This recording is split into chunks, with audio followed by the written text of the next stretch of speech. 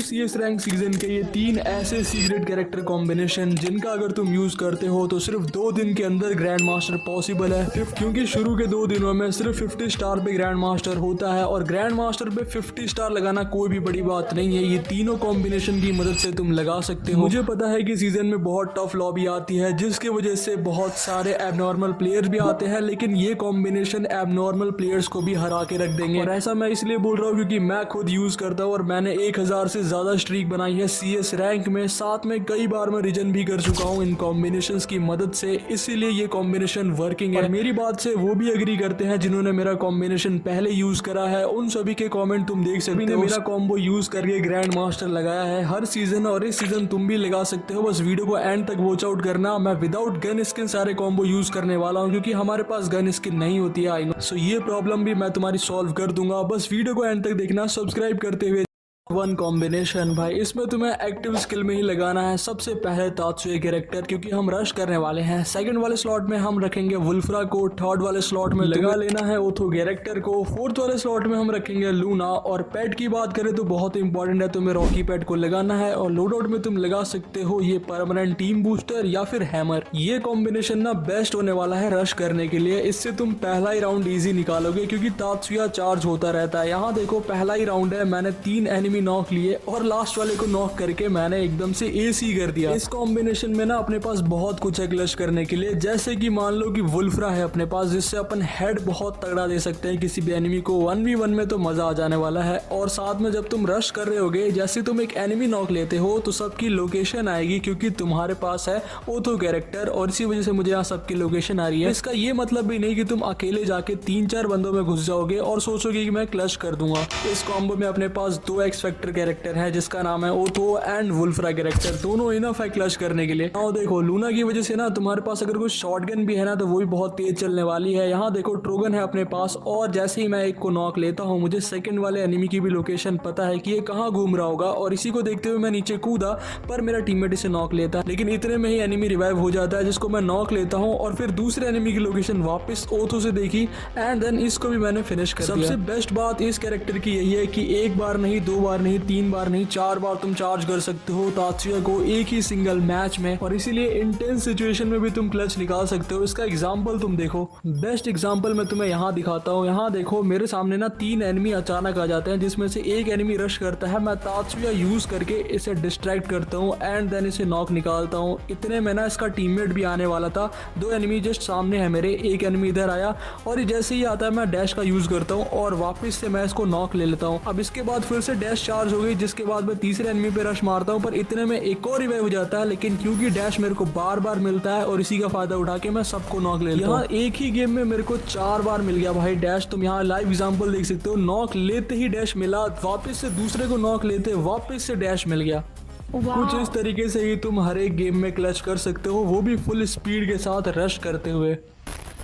Number 2 combination, इसमें तुम्हें लगाना है सबसे पहले वाले स्लॉट में ओरियन कैरेक्टर को एंड सेकंड स्लॉट में हम वापस से रखने वाले हैं ओथो कैरेक्टर को क्योंकि ये बेस्ट है लोकेशन के लिए। थर्ड वाले स्लॉट में हम लगाएंगे इस बार जोटा कैरेक्टर को जो हमारी फाइट लेते हुए HP इंक्रीज करेगा। फोर्थ वाले स्लॉट में तुम्हें लगाना है मिगुल को। रॉकी पेट लगाना यहाँ पे ज्यादा इंपॉर्टेंट नहीं है, यहाँ तुम लगा सकते हो ड्रैकी को। लोड आउट में तुम्हें ऑलवेज टीम बूस्टर ही रखना है। ओके, अब इस कॉम्बो को लगाने के बाद होगा क्या, जब तुम गेम में जाओगे ना तब तुम्हारे ऊपर कोई एनिमी मान लो रश कर रहा है अनएक्सपेक्टेड भी, या फिर तुम्हें पता है कि रश करने वाला है, तुम उसकी HP ओरियन से ही खत्म कर सकते हो।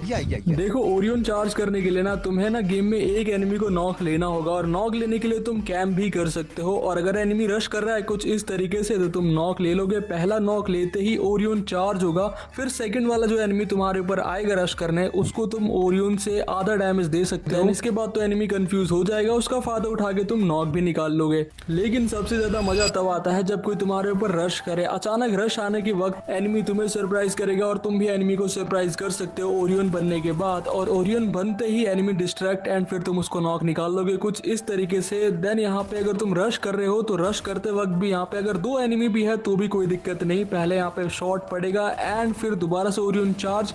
लास्ट वाले एनिमी को तो यूं ही फिनिश कर दिया। ओरियन को यूज करके तुम 1v2, 1v3, 1v4 इजिली कर पाओगे, इंटेंस सिचुएशन में गेम निकाल पाओगे। उसका लाइव एग्जांपल मैं तुम्हें दिखाता हूँ। यहाँ देखो लास्ट के ना 2 एनिमी बचे हुए थे। एक एनिमी रश करता है मेरे ऊपर, पर मेरे पास एक फ्लैश फ्रीज होता है जिससे मैं दोनों को डैमेज देता हूँ, लेकिन काफी तगड़े एनिमी थे, इन्होंने मेरी एचपी बिल्कुल खत्म कर दी और दूसरा वाला जो रिवाइव हुआ था उसको मैंने ओरियन से ही फिनिश कर दिया। लेकिन ये तो अभी 1v2 था जो कि इजीली निकल सकता है, लेकिन क्या 1v4 तुम निकाल सकते हो?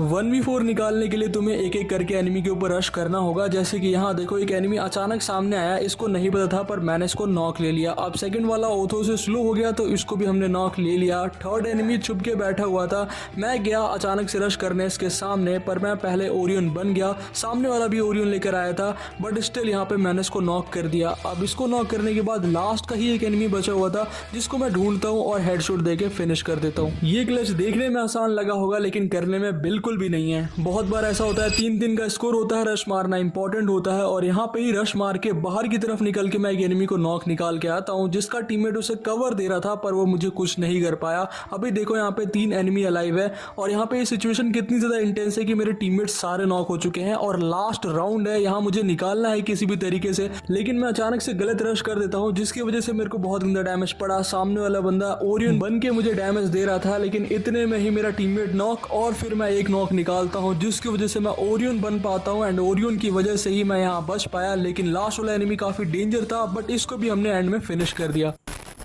नंबर 3 कॉम्बिनेशन, इसमें तुम्हें लगा लेना है सबसे पहले वाले स्लॉट में राइडन कैरेक्टर को जो कि बहुत ही काम आने वाला है, सेकंड में लियोन एंड थर्ड वाले स्लॉट में जोसेफ कैरेक्टर को, फोर्थ वाले स्लॉट में तुम फटाफट से लगाओ लूना कैरेक्टर को एंड यहाँ पे पेट में तुम्हें चेंज करके रॉकी पेट लगा लेना है। लोड आउट तुम सेम रखो। अब ये कॉम्बिनेशन बेस्ट क्यों है न्यू सीजन के लिए, यहाँ तुम लाइव एग्जाम्पल देख सकते हो। काफी अच्छा बंदा था सामने मेरे, लेकिन मैंने इसको पहले राइडन में फंसा दिया जिसकी वजह से मूवमेंट नहीं कर पाया एंड 2 शॉट देने के बाद ये फिनिश हो गया। इस कैरेक्टर की स्पेशल बात ही है कि अगर कोई भी बंदा ज्यादा मूवमेंट करके तुम्हारे सामने आता है, जस्ट तुम्हें कुछ नहीं करना है, एक राइडन फेंक देना है। कैंपर के लिए बेस्ट होने वाला है। अगर तुम कैंप करके खेलते हो और सामने वाले रशर है कुछ इस तरीके से, वो रश करेगा, फंस जाएगा और तुम नॉक ले लोगे।